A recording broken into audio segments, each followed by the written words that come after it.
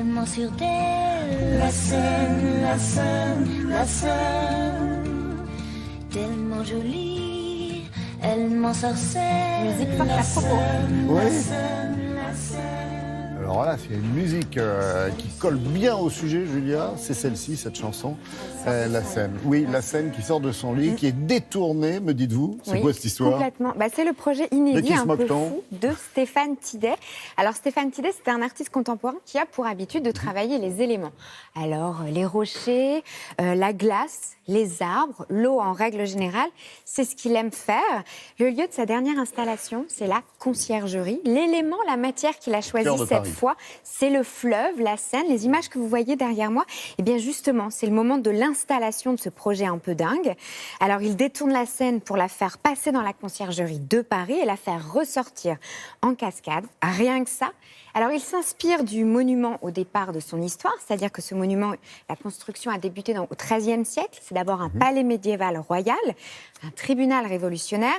C'est aussi le lieu d'emprisonnement de Marie-Antoinette. Voilà. Et il souhaite justement faire entrer l'eau par effraction dans ce lieu d'incarcération. Alors c'est pas un Un simple. symbole, là.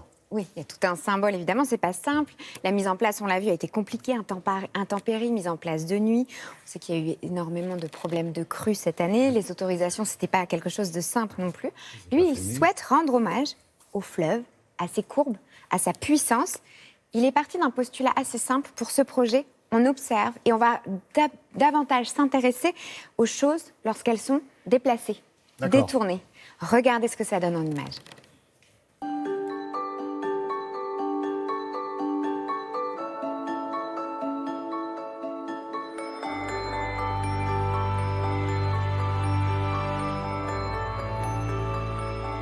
L'eau, je l'utilise assez souvent dans mes projets parce qu'elle cristallise exactement des choses que je recherche, c'est-à-dire quelque chose en même temps contemplatif, doux, ludique, et en même temps quelque chose d'assez violent, d'assez noir, d'assez dévastateur également. C'est pas une sculpture qu'on peut embrasser en un regard, mais c'est un cheminement que je propose. Donc comme lorsqu'on traverse un paysage, il y a des moments différents, il y a des moments doux, des moments d'absence et des moments un peu plus forts.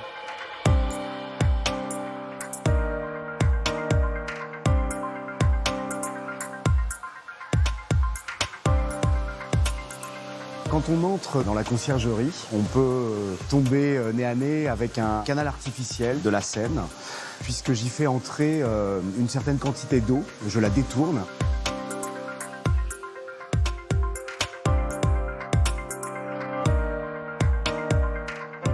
Les pompes sont immergées dans la Seine, elles puisent l'eau, l'amènent à 6,50 m au-dessus de la route et retombent un petit peu plus bas dans une des fenêtres de la conciergerie pour traverser la salle des cuisines.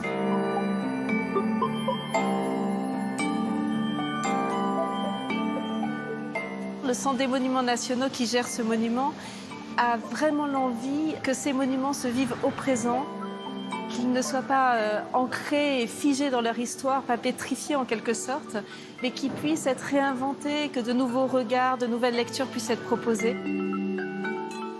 Et je crois que cette invitation qu'on a faite à Stéphane Tidet, elle permet de remettre en lumière, en eau aussi, en bruit, en musique, ce monument, et elle donne à voir de façon complètement différente ces vieilles pierres.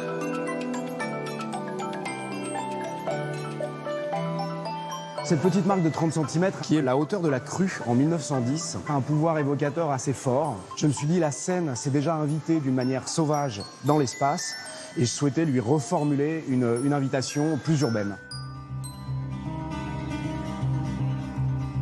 L'histoire de la conciergerie est très forte, parfois un peu lourde. Elle nous renvoie et au palais royal médiéval, mais surtout peut-être à la prison et au palais de justice de la Révolution française.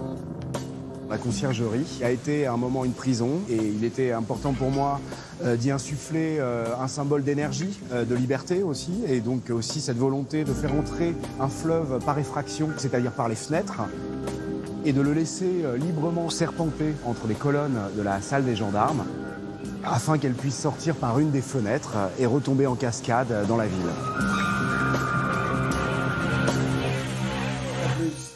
Oh là là. Et ça ressort. Ah bah, en si vous savez cascade. comment on commande ces images, parce que c'est vrai que c'est assez extraordinaire, Ouais, c'est c'est très vrai. insolite, c'est le moins qu'on puisse dire, une belle idée.